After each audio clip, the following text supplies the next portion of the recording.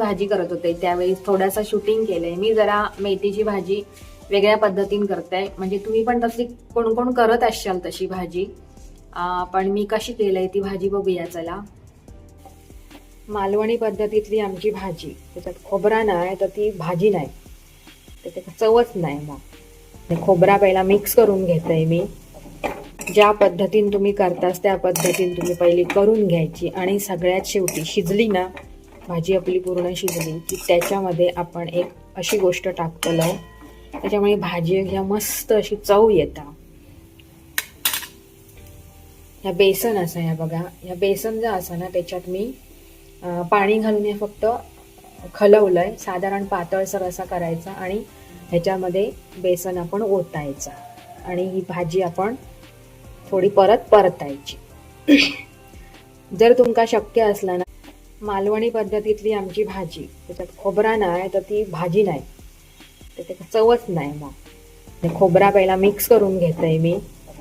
ज्या पद्धतीने तुम्ही करतास त्या पद्धतीने तुम्ही पहिली करून घ्यायची आणि सगळ्यात शेवटी शिजली ना भाजी आपली पूर्ण शिजली की त्याच्यामध्ये आपण एक अशी गोष्ट टाकतलो, त्याच्यामुळे भाजी ह्या मस्त अशी चव येता. ह्या बेसन असा ह्या बघा, ह्या बेसन जो असा ना त्याच्यात मी पाणी घालून हे फक्त खलवलंय, साधारण पातळसर असा करायचा आणि ह्याच्यामध्ये बेसन आपण ओतायचा आणि ही भाजी आपण थोडी परतायची.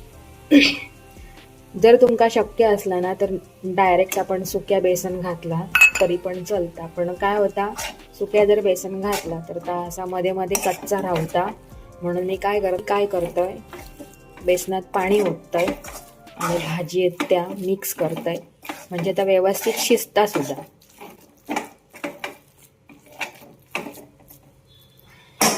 ही भाजी अतिशय सुंदर लागता, अगदी रुचकर लागता ही भाजी.